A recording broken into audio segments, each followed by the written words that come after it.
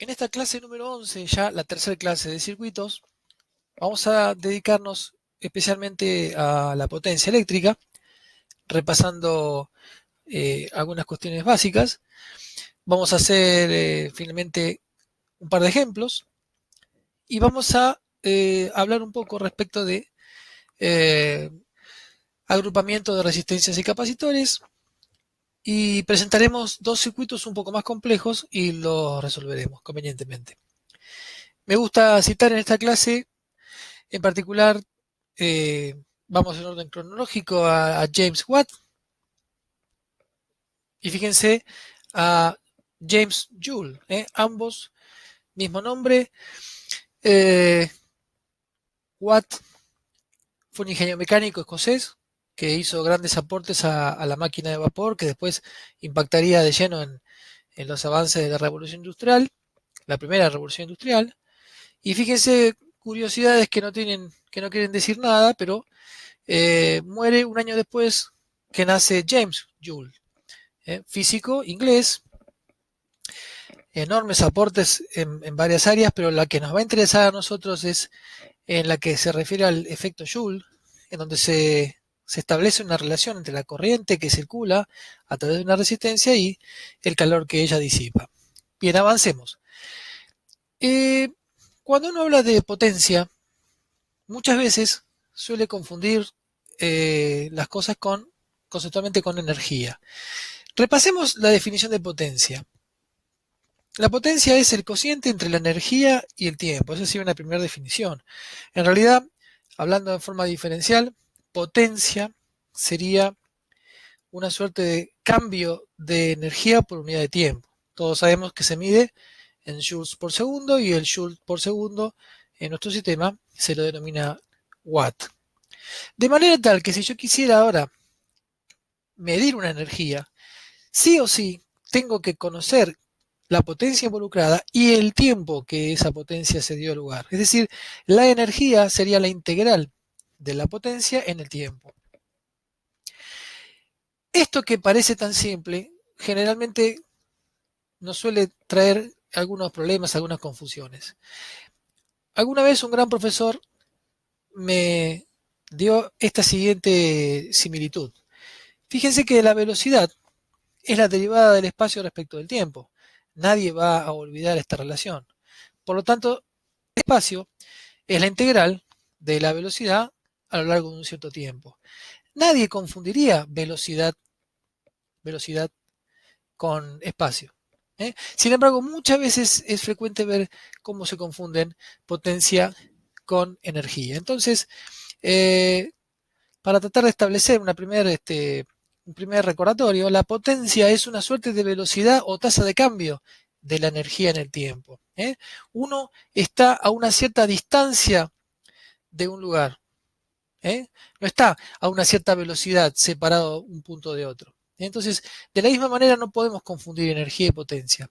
La potencia en sí misma no nos dice nada, pero la potencia a través del tiempo nos habla de la energía involucrada en un cierto proceso. Bueno, comencemos ahora o prosigamos, mejor dicho, con un elemento genérico de un circuito. Tiene dos puntos que están marcados como A y B. Este elemento por ahora no sabemos qué es, pero si ahora convenimos en que a este elemento lo atraviesa una cierta corriente, sobre este elemento entonces ahora se dice que habrá una caída de potencial, un salto de potencial entre este punto y este punto que llamamos delta B y que es el potencial del punto A menos el potencial del punto B. En cualquier circuito y en general se cumple que potencial eléctrico es energía potencial eléctrica por unidad de carga. Por lo tanto, ahora, en este salto de potencial, cuando una carga esté fluyendo por aquí, una carga para nosotros será algo muy pequeño, un diferencial, un electrón, no puede ser más chico que eso, o un hueco si quieren, en función de lo que vimos en la clase pasada. Cuando ese diferencial de carga atraviesa este salto de potencial, experimenta una variación en su energía, que en virtud de que la carga es muy pequeña, esta variación de energía va a ser también pequeña. Por lo tanto, diferencial de energía es igual a diferencial de carga por salto de potencial o por delta V. Si nosotros dividimos miembro a miembro por la cantidad diferencial de tiempo, este cociente que está aquí termina siendo la corriente que atraviesa este dispositivo. Y este cociente que está aquí, por lo que dijimos en la filmina anterior, termina resultando en potencia. Por lo tanto, haciendo esta pequeña deducción, encontramos que la potencia en función del tiempo en un determinado elemento de un circuito es igual al producto de la corriente que atraviesa este circuito por su diferencia de potencial, I de T por delta V. Cuando estamos trabajando en sistemas o en casos de corriente continua, la única simplicidad que vamos a introducir es que esta cantidad ahora es un parámetro que no varía en función del tiempo.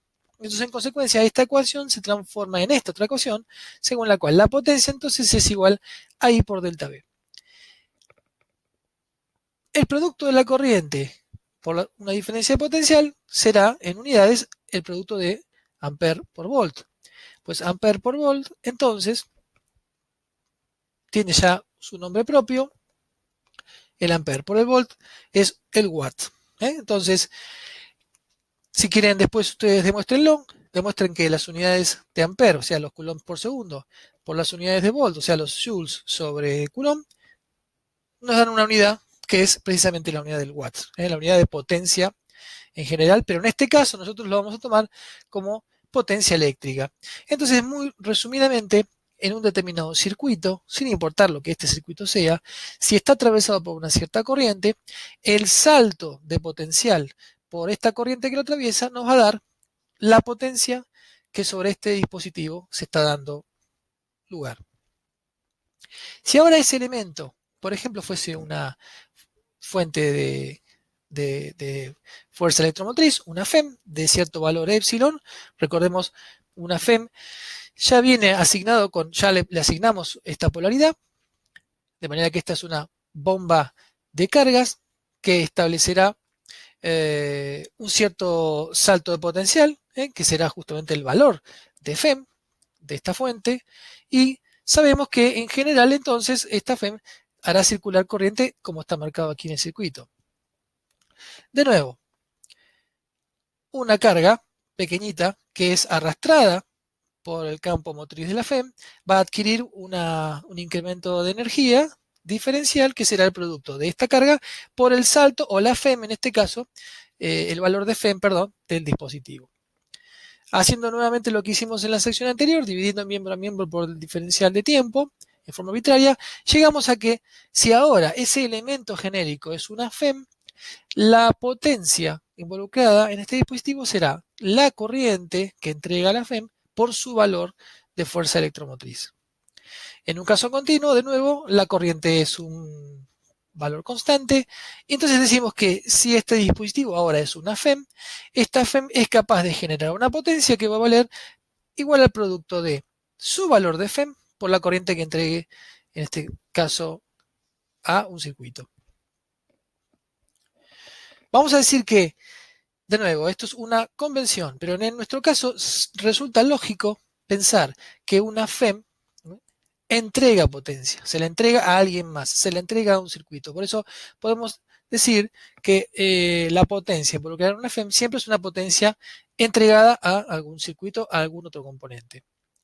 ¿Qué pasa si este dispositivo ahora es una resistencia? Bueno, si es una resistencia, sabemos que se cumple la ley de Ohm, según la cual si la resistencia ahora es atravesada por una cierta corriente, aparecerá entre sus bornes una determinada diferencia de potencial, y esta diferencia de potencial será el producto de la corriente por el valor de resistencia. Si aplicamos lo mismo que vimos en los dos casos anteriores, entonces ahora la variación de energía de una carga que atraviese una cierta resistencia será igual al valor de esa carga por el salto de potencial, pero el salto de potencial será el valor de la corriente que atraviesa el dispositivo por su resistencia. Por lo tanto, ahora cuando dividamos miembro a miembro por el tiempo, nos va a quedar que la potencia involucrada en esta resistencia adquirirá esta forma: la corriente al cuadrado por el valor de resistencia del dispositivo. Para un caso continuo, de nuevo, la corriente es un valor constante, lo definimos con letras mayúsculas. De nuevo, es una convención, pero hace falta aclararlo. Cuando trabajamos en corriente continua, las corrientes se designan con letras mayúsculas. Pero lo interesante y lo importante de esto es que sobre una resistencia ahora, la potencia vale la corriente que atraviesa esa resistencia al cuadrado por su valor de resistencia. En este caso vamos a decir que es potencia disipada, ¿eh? Tratando de hacer una analogía con lo que es, por ejemplo, fuerza de roce en mecánica clásica, las resistencias siempre involucran una pérdida, siempre involucran una disipación. ¿Disipación en qué términos? En términos de calor. La resistencia siempre disipa energía bajo la forma de calor. Ya que está, podemos tratar el caso de un capacitor, ¿eh? Recuerden, este es el símbolo circuital que se le asigna a los capacitores por recordar al capacitor por excelencia, que es el par de placas paralelas. Este es el símbolo. Supongamos que tiene sus dos bornes, A y B. Es un capacitor. Podemos pensar que eventualmente a través del capacitor podrá circular una corriente. Eh, Nos puede traer algún pequeño problema aparejado pensando que un capacitor en rigor es un circuito abierto. Pero bueno, pensemos por un instante que la corriente circula. De todas maneras, que como consecuencia de que esa corriente circula, el capacitor se carga con algún valor de potencial y luego pensemos que más tarde o más temprano, cuando este capacitor esté cargado, de la misma manera que un vaso que es llenado con agua, en algún momento esa corriente ya va a cesar, va a tender a cero, y en ese momento esa corriente va a desaparecer, pero en consecuencia el capacitor va a quedar almacenando una cierta carga entre sus placas, y esa carga que almacena entre sus placas, en virtud de la capacidad que tiene, le va a dejar un cierto valor de potencial. Es decir, el capacitor se va a cargar, va a almacenar una cierta energía bajo la forma de cargas en sus placas.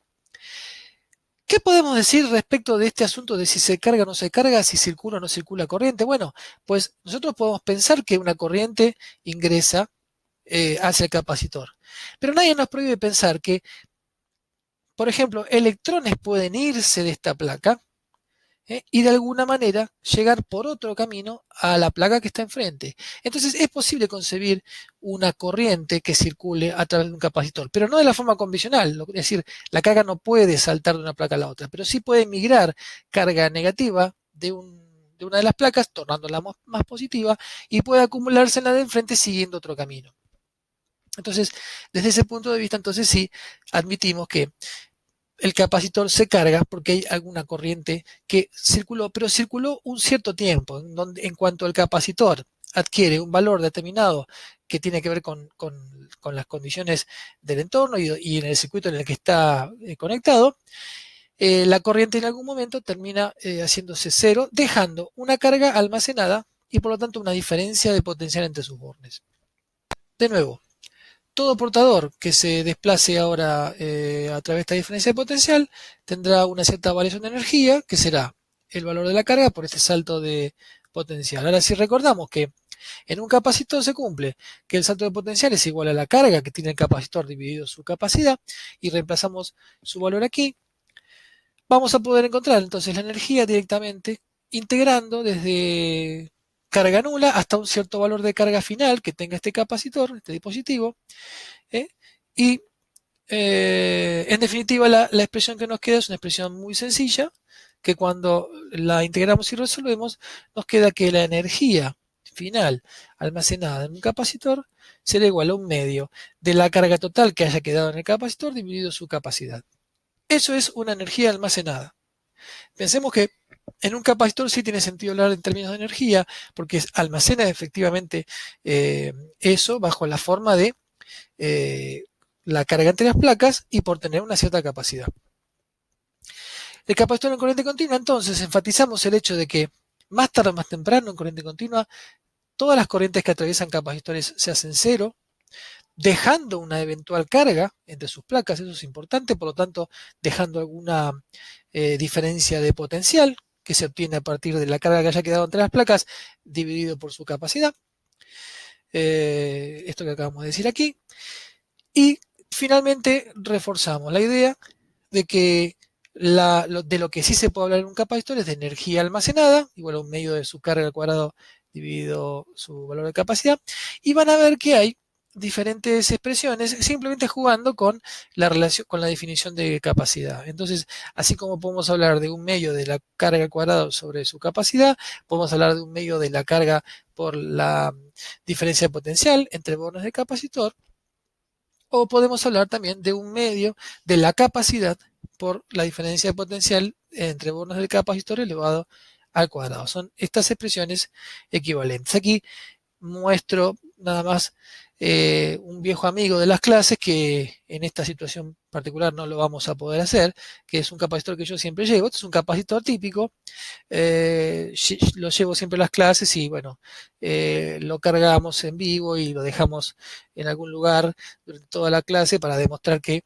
cuando termina la clase esa energía sigue almacenada allí. El capacitor es fundamentalmente para nosotros un almacén de energía. Este gráfico me pareció interesante, si bien no me gustan, a mí particularmente no me gustan las, las definiciones de memoria, pero es interesante ver cómo, por ejemplo, si yo estoy trabajando, si yo estoy interesado en encontrar un potencial eléctrico, lo puedo hacer multiplicando la corriente por la resistencia, o puedo dividir la potencia eléctrica por la corriente, o bueno, obviamente hacer la raíz de la potencia por la resistencia. Pero si en lugar de trabajar con potencial eléctrico trabajo con corriente, pues la corriente será el potencial sobre la resistencia y así sucesivamente. Puede ser interesante, se los dejo nomás como una curiosidad, pero en definitiva tenemos la ley de Ohm y esta nueva definición de potencia, según la cual la potencia es igual, la potencia, esta que está aquí, es igual simplemente a la corriente por la diferencia de potencial. Vamos a un ejemplo. Es un ejemplo real que solemos hacer en clase, lo repito acá para que también lo podamos ver de alguna manera.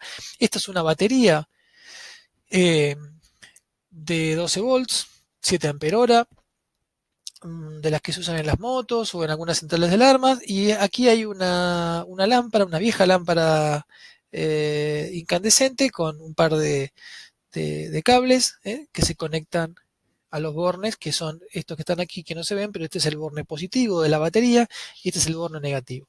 Si queremos una descripción circuital esquemática, esto que está aquí representaría a la batería, esto sería el borne positivo, que está aquí marcado en rojo por convención, el borne negativo sería el que está aquí. Dentro, esto es la FEM, aquí adentro se produce la reacción química, que es la que finalmente hace la bomba de cargas. Estos serían los cables ideales, que están marcados por los cables que están aquí en blanco, y la lámpara de incandescencia para nosotros es una resistencia eléctrica. De mediciones previas que yo siempre hago, tengo que esta batería tiene una tensión en el momento que se hizo la medición de 12,5 volts, y cuando está conectada circula una corriente de 1,73 amperes, y la resistencia en continua de esta lamparita es de 7,2 ohms. La lámpara incandescente genera luz y calor. Esto que es luz y calor es lo que transforma, la energía que transforma la corriente que circula a través de ella, que se la cede la batería. Si la batería le cede una cierta energía que la carga, en este caso esta lámpara, disipa, gasta, irradia hacia el medio bajo la forma de luz y de calor. La potencia en la batería será el producto de su diferencia de potencial entre bornes por la corriente que esté entregando.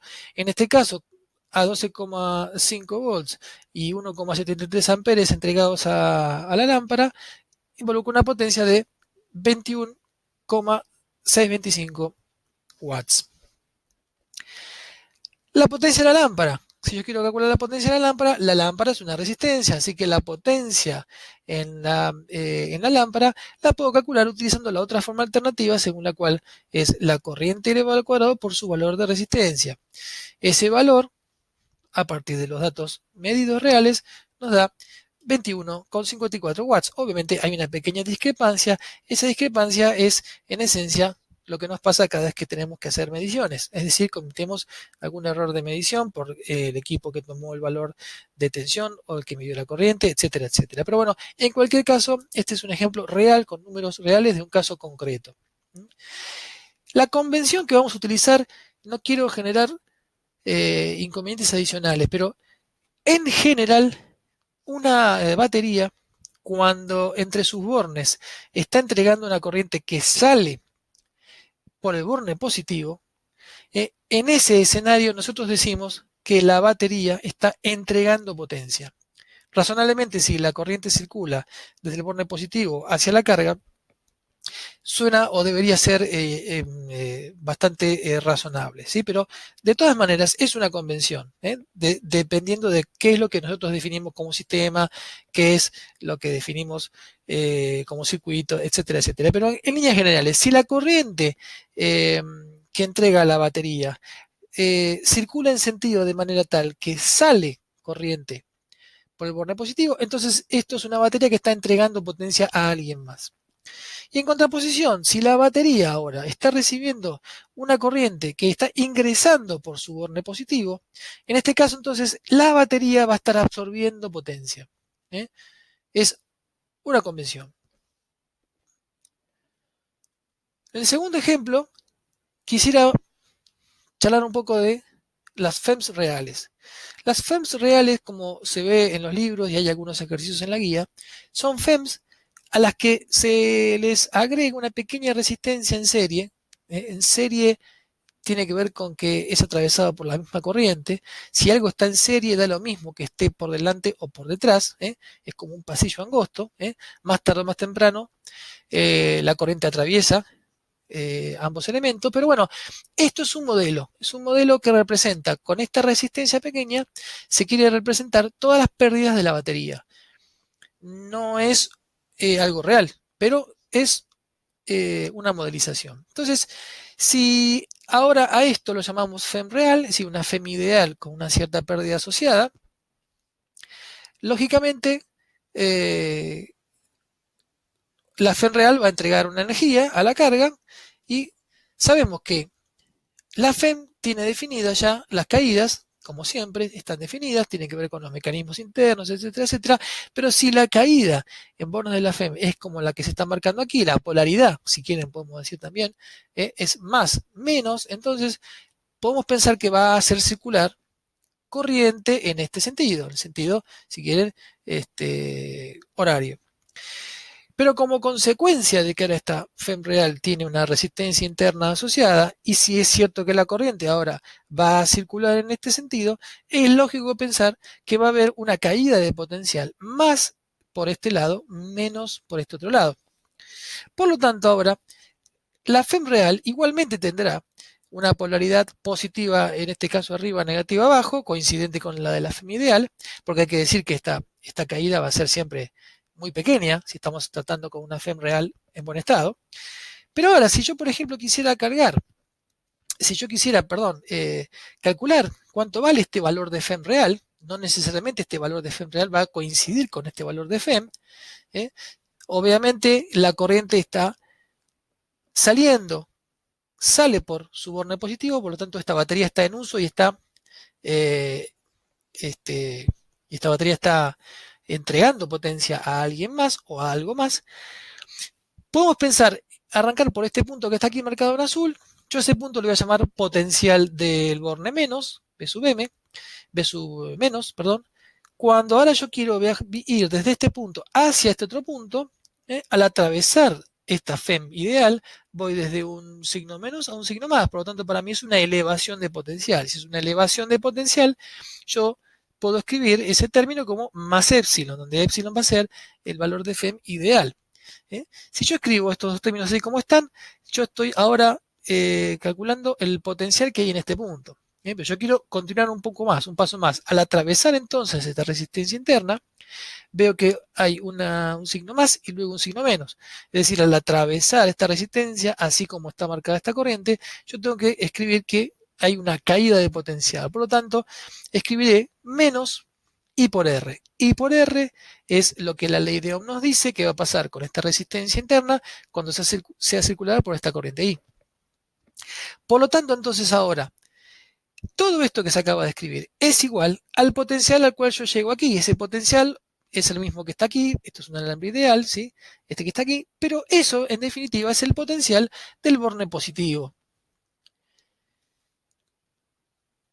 Ahora bien, yo escribo que el salto de potencial, es decir, el potencial del borne positivo menos el potencial del borne negativo, es esto que está aquí marcado, según esta ecuación, según esta igualdad, tiene que ser igual al valor de FEM ideal menos la caída sobre la resistencia interna. Eso es, en definitiva, esta diferencia de potencial es, en definitiva, lo que vamos a llamar FEM real. Y como podemos observar, queda lógico pensar que la FEM real, en definitiva, tiene un valor que va a ser siempre menor al de la FEM ideal. ¿Qué es esto? Bueno, es la consecuencia de la realidad, es la consecuencia de asumir que todos los dispositivos tienen pérdidas. Si quisiéramos hacer un balance de potencias, directamente lo que podemos decir es que, bueno, ahora esta FEM real, va a estar entregando una potencia que será igual a su valor de FEM, por la corriente que esté circulando a través de ella, es decir, FEM real por I.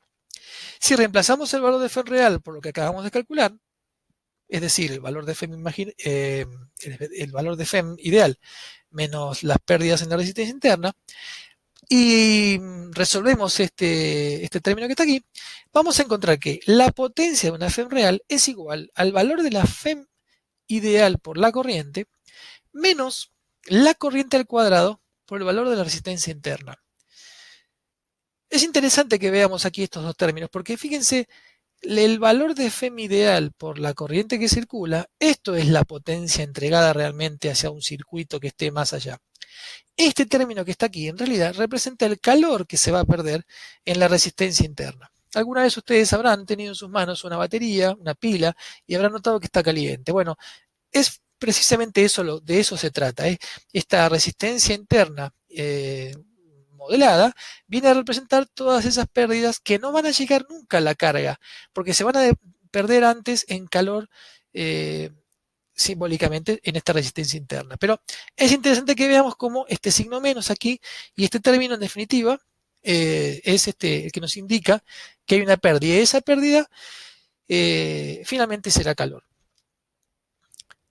¿Qué pasará si yo a la misma FEM, ahora decido arbitrariamente asignarle un valor de corriente, pero en sentido contrario? Si yo tengo esta FEM real, la parte ideal sigue siendo como antes, con su polaridad como estaba marcada antes, pero ahora asumimos que por algún mecanismo la corriente va a circular en sentido contrario. Es lo que normalmente ocurre cuando a una FEM la tratamos de cargar. Por supuesto, si esto se trata de una FEM que admite recargas. Pero en general, de manera conceptual, imaginemos que ahora hay una corriente que va a circular en sentido contrario al que normalmente trataría de generar la FEM. En ese caso, ahora si esa es la corriente, sobre la resistencia interna habrá una caída de potencial que será positiva aquí arriba, negativa aquí abajo, porque la corriente ingresa por este borne. El valor, la polaridad, perdón, de esta FEM no va a verse alterado. Entonces ahora, de nuevo, la diferencia de potencial de la FEM real sin duda seguirá siendo positiva arriba, negativa abajo, porque estas pérdidas siempre serán menores a las de la FEM ideal. Pero si yo ahora quiero reescribir la ecuación y quiero partir desde este punto, el potencial, digamos, del borne negativo, el potencial del borne negativo, cuando yo la quiero circular de nuevo, yo atravieso, para ir desde este punto hasta este punto, atravieso una elevación de potencial. Por lo tanto, ese término se considera como más el valor de la FEM ideal. Y estoy ahora en este punto. Si yo quiero llegar al potencial de borne positivo, vuelvo a tener que atravesar otra elevación de potencial. Esa elevación de potencial, como es una resistencia, será más I por R. Y todo esto será el potencial que habrá por aquí, que será el potencial del borne positivo. De nuevo, construyo o arreglo las cosas en esta igualdad para tener el salto de potencial, es decir, el potencial del borne positivo menos el potencial del borne negativo, y lo que observo es que ahora el valor de FEM real será el valor de FEM ideal más un término que precisamente ahora es la caída óhmica, digamos, sobre esta resistencia eh, eh, modelada. Observamos ahora que el valor de FEM real es un tanto mayor al del valor de FEM ideal, ¿sí? Bueno, ¿cómo o dónde podemos ver este tipo de fenómenos? Por un lado, recordemos el resultado anterior. El resultado anterior nos decía que la FEM, cuando estaba cuando estaba en funciones, tenía un valor de FEM menor al del valor de la FEM ideal. En este otro caso, ahora cuando la batería está siendo cargada o está absorbiendo energía, vemos que el valor de la FEM es mayor al de la FEM ideal. ¿Qué es lo que está pasando? Bueno, podemos verlo de nuevo haciendo un balance de potencias. Si hacemos lo mismo que para el caso anterior, de nuevo el valor de FEM real ahora será el valor de FEM ideal más la caída, en este caso ahora se suma esta caída por cómo están planteadas las corrientes, y vemos que ahora la potencia de la FEM real será la potencia de la FEM ideal más un término que está relacionado de nuevo con I cuadrado por R, o sea, por R es decir, potencia disipada sobre la resistencia interna. Pero, de nuevo, este término es calor. Este término es calor, es una parte, digamos, de la potencia que no va a llegar nunca a la FEM imaginaria, a la FEM, perdón, a la FEM ideal. Quiere decir que una FEM real, entonces ahora siempre nos acarrea una pérdida. Cuando la FEM real está trabajando y está entregando energía a un circuito, no va a llegar toda la que es capaz de generar, porque una parte se va a perder en calor. Y por el contrario, cuando una FEM sea cargada, tampoco va a llegar a ser cargada todo lo que hubiera sido, precisamente por esa resistencia interna. Esto suele verse, por ejemplo, si alguno de ustedes tiene experiencia en las baterías de los autos, cuando una batería está funcionando, una batería de un auto típicamente tiene que tener entre 12 y 12,3, 12,4 volts si está en buen estado. Cuando está trabajando, muchas veces ese valor cae un poco por debajo de 12, no sería razonable que caiga demasiado, y cuando está siendo cargada por el alternador, que es el mecanismo que tiene todo automóvil para cargar la batería de un auto sí es un dispositivo recargable, es común ver que va a tener un valor de carga que dependiendo del modelo, el auto, etcétera, etcétera, puede estar por encima de los 13 volts. Bueno, es un típico caso en donde mientras la resistencia interna se mantenga pequeña, no hay grandes problemas. El asunto es cuando una pila, con una batería, con una FEM, se va, digamos, va envejeciendo, entonces en nuestro modelo sería equivalente a que aumentemos el valor de resistencia interna. Entonces, si una FEM tiene una resistencia interna muy grande, lo que va a ocurrir es que cuando la querramos usar, no va a poder generar toda la FEM que hubiera podido, y cuando la querramos cargar, de nuevo, si se trata de una batería o una FEM que sea recargable, tampoco le va a llegar la suficiente energía como para cargarla. Ese es el famoso problema de las baterías que envejecen. En el momento que una batería envejece, no hay ninguna otra situación que uno pueda hacer sino cambiarla por una nueva. Conclusión. En las resistencias siempre se consume o se absorbe energía y se disipa hacia el medio en la forma de calor. Eso es algo que es bien básico y esto es el llamado efecto Joule. El efecto Joule es precisamente esta relación I cuadrado por R, o cualquiera de sus otras versiones, que está marcando precisamente que sobre todo elemento resistivo por el que circula una cierta corriente hay una generación de calor, hay una pérdida. Eso es el efecto Joule. Vamos a ver, para cerrar esta clase, dos ideas simples sobre agrupamiento de resistencias y capacitores. Supongamos que yo tengo un circuito básico en donde tengo una serie de resistencias conectadas de esta manera, es lo que nosotros definimos resistencias en serie. De nuevo, ¿cuál es el criterio para darnos cuenta que dispositivos están conectados en serie si son recorridos todos por la misma corriente? Vemos que habrá una corriente seguramente desde el borne positivo se cerrará en sentido horario de esta manera, pero vemos que tanto la FEM como las tres resistencias son recorridas por la misma corriente I. Entonces, este es un típico caso de agrupamiento serie. Bueno, ¿qué podemos decir de este circuito rápidamente? La diferencia de potencial de este generador, de esta FEM, de esta pila, de esta batería, como quieran llamarlo, deberá ser, siguiendo los lineamientos de la segunda ley de Kirchhoff, la ley de mallas, igual a la caída sobre la resistencia R1, más la caída sobre la resistencia R2, más la caída sobre la resistencia R3, es decir, B será igual a la suma de B1 más B2 más B3. Pero claro, cada una de las caídas sobre las resistencias, según nuestra ley ya conocida de Ohm, será igual al valor de la corriente por el valor de la resistencia en cada uno de los casos. Por lo tanto, en realidad B1 será la corriente por R1, B2 será la corriente por R2 y B3 será la corriente por R3. Pero en todos los casos, la corriente es la misma. Por lo tanto, podré sacar factor común a esa corriente y parece que si yo ahora a todo esto que está aquí lo pudiera llamar R sub equivalente, tengo como si fuera un nuevo modelo, un modelo equivalente, que si acepto que es la suma de estas tres resistencias, la puedo denominar como R sub ec.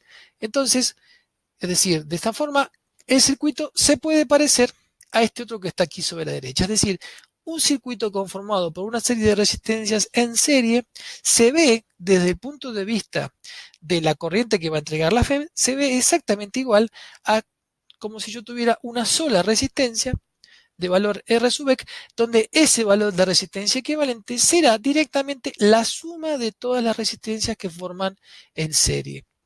En líneas generales, para n resistencias en serie, la resistencia equivalente será la sumatoria de cada una de estas n resistencias. Esta es uno de los agrupamientos típicos.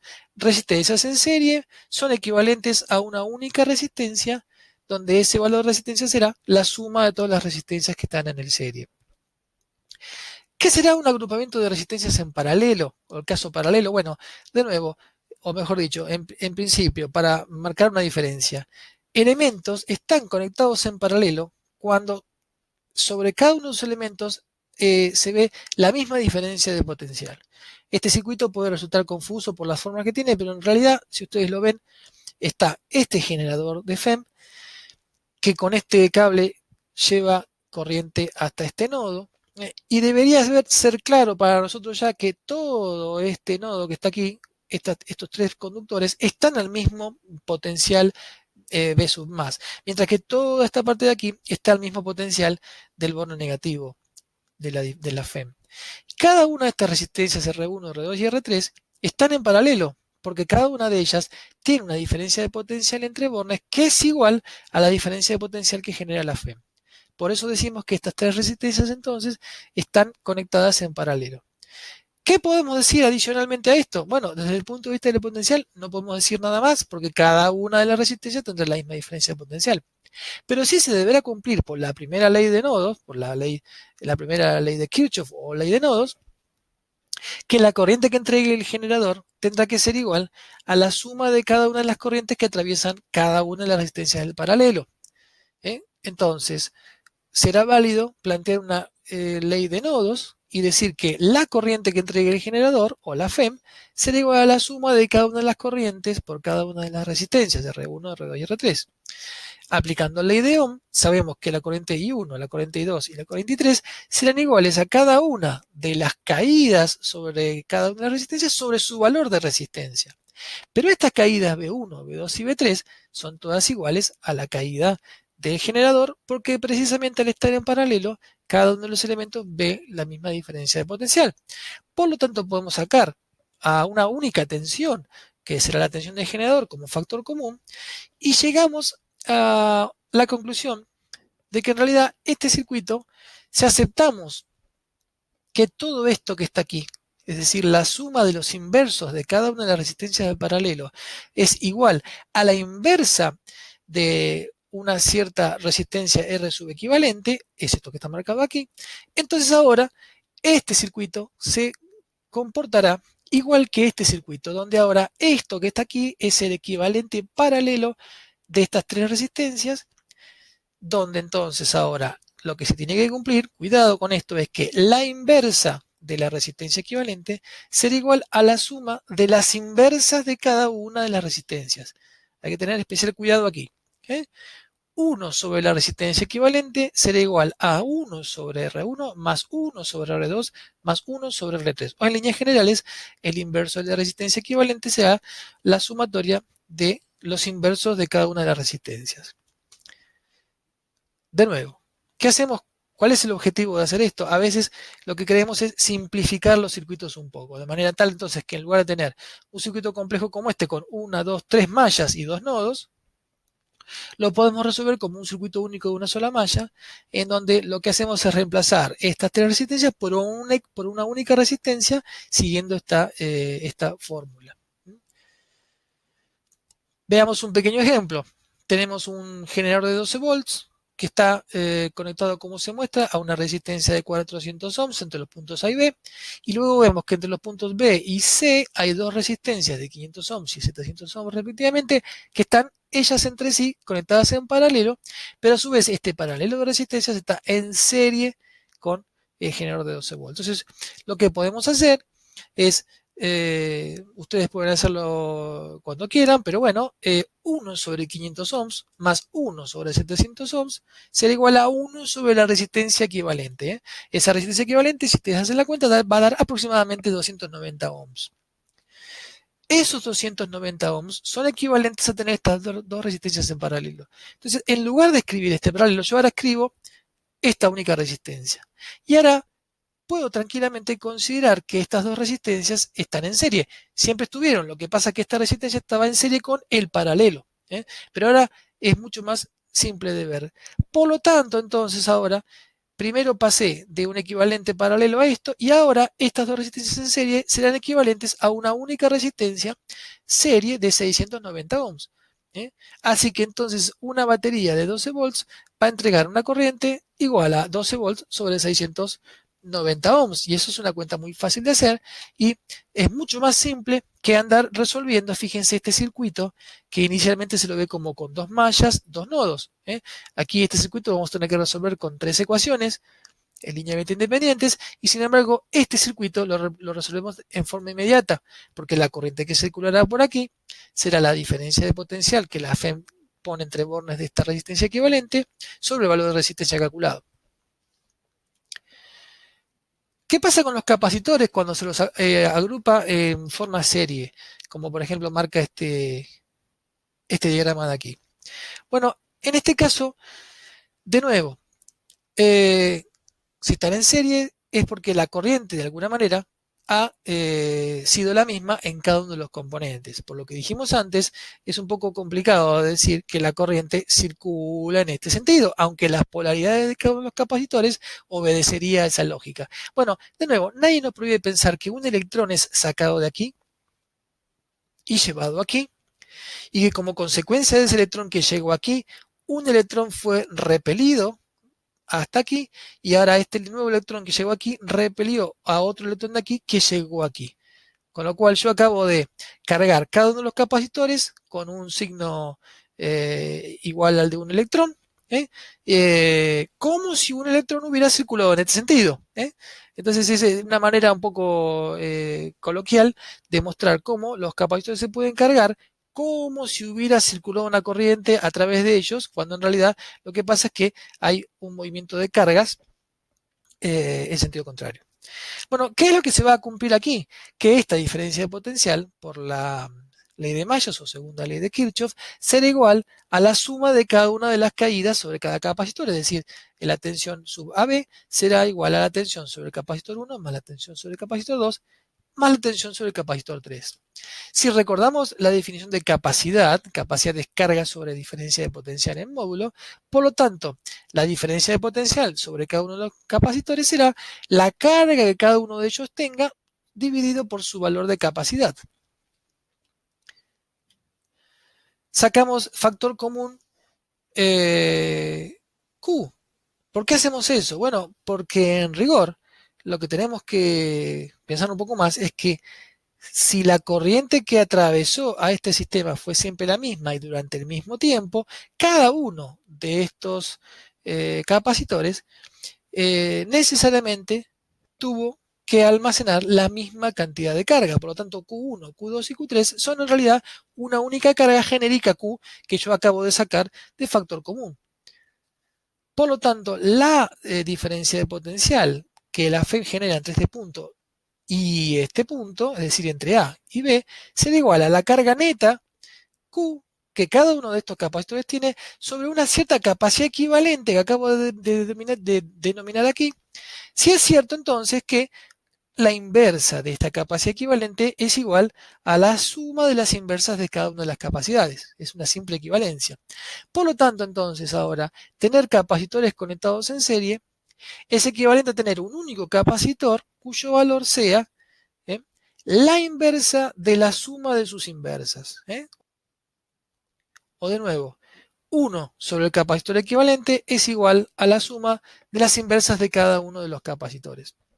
Esto sucede así porque los capacitores conectados en serie, cada uno de ellos han sido cargados con la misma carga, por el simple hecho de que fue una única corriente que circuló por todos, porque estaban conectados en serie, y la corriente, no importa cómo haya sido esa corriente, cómo haya variado, sin embargo, ha sido o ha actuado al mismo tiempo sobre cada uno de ellos. Bueno, y el último caso, ¿cómo se agruparán capacitores en paralelo? Bueno, los capacitores en paralelo, en realidad, de nuevo, al estar en paralelo, significa que cada uno de los capacitores, cada uno de los dispositivos, ven sobre sus bornes las mismas diferencias de potencial, las mismas diferencias de potencial. ¿Qué diferencia de potencial verán estos tres capacitores? Bueno, pues la que hay entre A y B, es decir, la tensión de la batería. Como no podemos decir mucho más que eso, sí podemos concentrarnos en que la corriente total que haya entregado la FEM en algún momento será igual a la suma de las corrientes por cada uno de los capacitores, es decir, la corriente total será la suma de IC1 más IC2 más IC3. Sobre cada capacitor, esa corriente es lógico pensar que fue igual a la carga que cada uno de ellos tiene dividido el tiempo que tardó en cargarse cada uno de los capacitores. Como las cargas del arreglo tendrían que ser igual a la suma de las cargas de cada uno de los capacitores, es decir, todo este arreglo tiene que tener una carga total que será la suma de cada una de las cargas de cada uno de los capacitores, que ahora no tiene por qué ser la misma. Entonces yo puedo escribir que esta sumatoria es igual a una cierta carga total que es dividida por el mismo tiempo que valió para cada uno de los capacitores. Por lo tanto, puedo ahora cancelar el tiempo como tal y llegar a la conclusión de que la carga total de este agrupamiento es igual a la suma de cada una de las cargas de cada uno de los capacitores. Si recuerdo de nuevo que capacidad es carga sobre diferencia de potencial, entonces carga es igual a capacidad por diferencia de potencial sobre cada capacitor. Es decir, C1, la cantidad de carga que haya en C1 será C1 por la diferencia de potencia entre sus bornes, la cantidad de carga Q2 sobre C2 será el valor de la capacidad C2 por este salto entre A y B, y lo mismo para el capacitor en 3. Pero cada uno de estos saltos, cada una de estas diferencias de potencial, son en realidad la misma diferencia de potencial que genera la FEM. Por lo tanto, yo puedo sacar factor común. Puedo sacar factor común de la tensión que genera la FEM, o sea, de la diferencia de potencial entre bornes, y llego a la conclusión de que la capacidad equivalente será igual directamente a la suma de las capacidades de cada uno de los dispositivos. A muchos les gusta ver que estos capacitores, si ustedes los ponen en paralelo, sería equivalente a como si directamente se sumasen uno con el otro, pero son diferentes interpretaciones. Bien, entonces, para cerrar un poco ya este tema, vamos a ver un circuito que yo se los presento aquí, luego voy a entregarles una resolución hecha a mano, pero mientras tanto quiero que lo vayan considerando. Fíjense, este es un circuito un poco más complicado, hay 3 mallas aquí, hay una batería ideal de 5 volts con una resistencia de 1 ohm, o alguno puede pensar que esto sería una resistencia, una FEM real con su resistencia interna asociada, no importa. Luego hay una resistencia de 2 ohms entre este punto y este punto.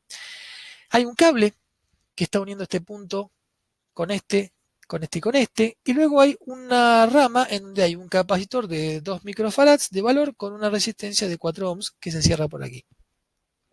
E ingresa por el lado derecho una corriente que no se sabe cuál es, y sale otro cable por el lado izquierdo con una corriente que vale 2 amperes. Entonces, la idea de este ejercicio sería que ustedes lo resuelvan por completo para encontrar cada una de las corrientes por cada una de las ramas de este circuito y puedan encontrar cuánto vale esta corriente I0 que está ingresando por la derecha. De nuevo, lo repetimos. Para resolver circuitos de corriente continua en general sin tener mayores problemas, lo primero que hay que hacer es determinar el número de nodos y el número de mallas linealmente independientes, plantear el sentido de las corrientes por cada rama, eso como ustedes quieran, luego plantear los signos sobre cada una de las caídas, ya esto es una consecuencia de la decisión anterior, definir el sentido en que se recorrerá cada malla, es decir, en sentido horario o en sentido antihorario, eso es libre. Aplicar la primera ley de Kirchhoff a cada nodo que yo haya elegido del circuito y aplicar la segunda ley de Kirchhoff a cada malla linealmente independiente. Y finalmente, definir el sistema de n-1 más m ecuaciones linealmente independientes para encontrar todas las corrientes del circuito. Como segundo problema, marcamos el primer problema al cual le hemos removido este cable que está aquí. Es decir, es un circuito un poco más simple. Hay dos mallas linealmente independientes. Y digamos, la única diferencia que tiene con el ejercicio anterior es que no está ese cable conectado allí. Así que entonces les dejo estos dos circuitos para que vayan resolviendo, y en breve les adjuntaré a esta clase la resolución de cada uno de los circuitos en forma detallada. Muchas gracias por haber llegado hasta el final de la clase y nos vemos en la próxima.